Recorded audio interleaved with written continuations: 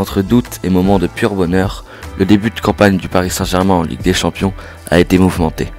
Bonjour à tous, j'espère que vous allez bien, et aujourd'hui, vous l'aurez compris, on va faire un récapitulatif et une analyse des phases de poule et du huitième de finale de C1 que le Paris Saint-Germain a disputé cette saison. Commençons tout de suite par la phase de poule. À l'issue du tirage au sort, le PSG hérite d'un groupe plutôt favorable contenant le Real de Madrid, Galatasaray et le club de Bruges. Cependant, ils auront la lourde tâche de composer une équipe compétitive pour faire face au Real de Madrid sans Neymar, suspendu, et sans Kylian Mbappé, blessé.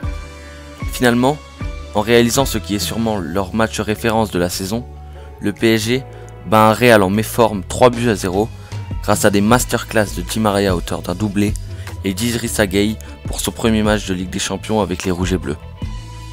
S'ensuit un enthousiasme incroyable dans les médias que le club eut du mal à calmer malgré les réactions joyeuses mais mesurées des joueurs au coup de sifflet final. Pour le second match de phase de poule, le Paris Saint-Germain, contre Galatasaray, devait confirmer son superbe match contre les Madrilènes dans une ambiance de feu à Istanbul. Malgré un match ennuyeux et avec peu d'envie, les Parisiens s'imposent grâce à un but de Mauro Icardi qui au passage marque pour la première fois en Ligue des Champions avec le Paris Saint-Germain et qui confirme son début de saison tonitruant. En récoltant 6 points en 2 matchs alors que le Real de Madrid est tenu en échec 2 partout contre le club de Bruges, le Paris Saint-Germain se place en favori pour la première place du groupe A et pour la qualification en 8e de finale de C1.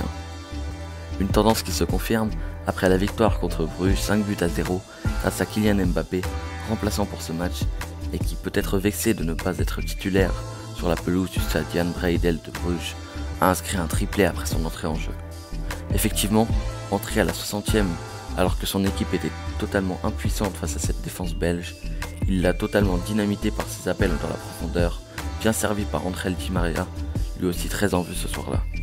Après avoir enchaîné 2 matchs à l'extérieur en Coupe d'Europe, le Paris Saint-Germain a retrouvé Bruges et le Parc des Princes lors de cette rencontre qui leur permettrait d'accéder au 8e de finale de Ligue des Champions pour la 8e fois consécutive.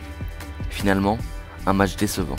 En effet, les Parisiens ont subi beaucoup de tirs, 10 dont 2 cadrés, notamment à cause de largesses défensives et d'erreurs de relance. La qualification dès le 4e match de poule est clairement sauvée par Keylor Navas qui arrête un pénalty à la 75e minute. Vous pouvez d'ailleurs retrouver une vidéo détaillée sur le gardien parisien Keylor Navas sur ma chaîne YouTube. Allez la voir, je pense qu'elle vous plaira. Ce match marquait également la fin de la suspension de Neymar. Il pourra donc jouer contre le Real de Madrid au Parc des Princes. Justement, parlons-en de ce match contre les Madrilènes. En ce qui concerne les compositions d'équipe, Thomas Tuchel laissait de côté son 4-4-2 habituel jugé trop déséquilibré pour un 4-3-3 avec une défense composée de Bernat, Presnel Kimpembe, Silva et Meunier.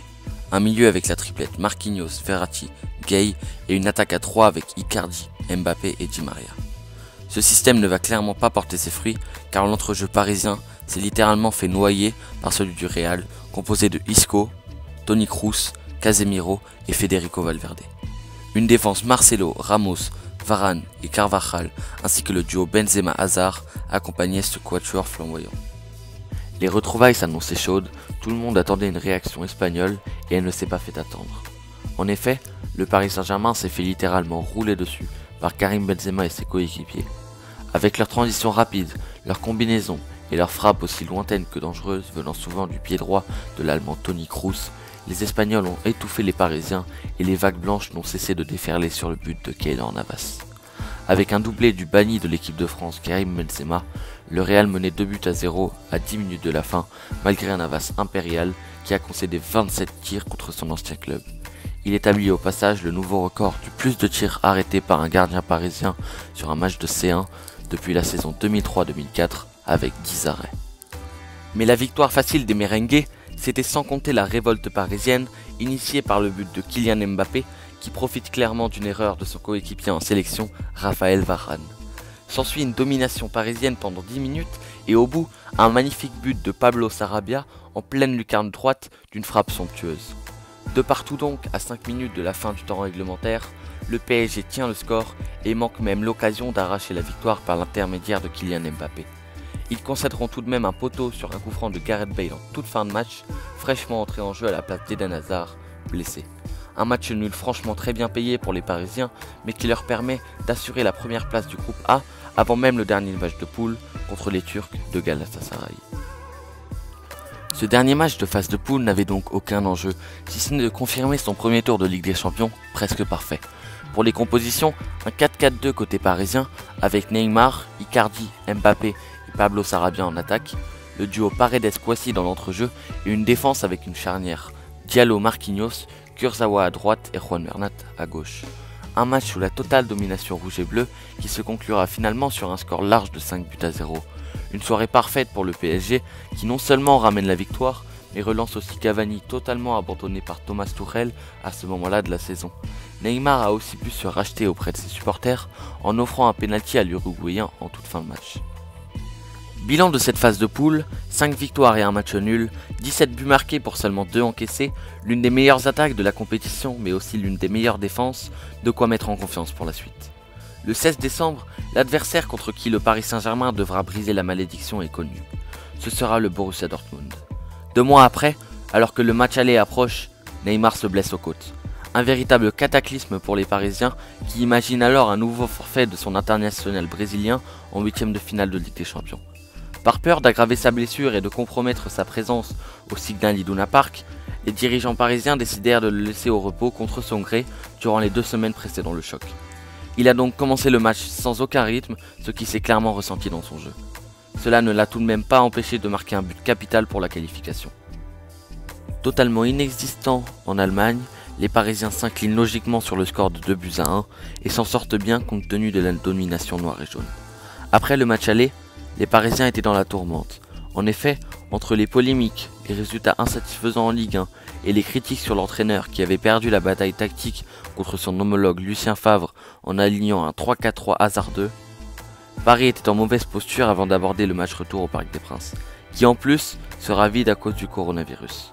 J'ai d'ailleurs sorti une vidéo sur l'impact du coronavirus sur le football, vous pouvez aller la voir, le lien est en description. Mais malgré tout cela, on a retrouvé des Parisiens concernés sur la pelouse du Parc des Princes pour se qualifier et atteindre enfin les quarts de finale de la compétition. J'ai fait aussi une vidéo débrief du match de la qualification de Paris en quart de finale, je vous la mets en description, et c'est pour cela que je ne vais pas m'attarder sur ce match. Mais alors de quoi sera fait la suite pour le PSG en Ligue des Champions? Déjà, pas sûr qu'il y en ait une tout de suite. En effet, la Ligue des Champions est suspendue pour une durée indéterminée et il se dit qu'elle ne reprendrait pas avant le mois de juin. Si l'on considère tout de même que la compétition puisse arriver à son terme, je pense que Paris a réellement quelque chose à jouer cette année. Selon moi, ce match peut vraiment être un déclic et une plaque tournante pour la fin de saison. Si les joueurs ont vraiment réalisé qu'en jouant comme une vraie équipe avec la bonne mentalité, ils peuvent aller très loin, alors je suis plutôt optimiste pour les chances parisiennes cette année en Ligue des Champions. Voilà, c'est la fin de cette vidéo. Likez si elle vous a plu et abonnez-vous. Dites-moi en commentaire quelle équipe vous voyez remporter la Ligue des Champions cette année. Salut.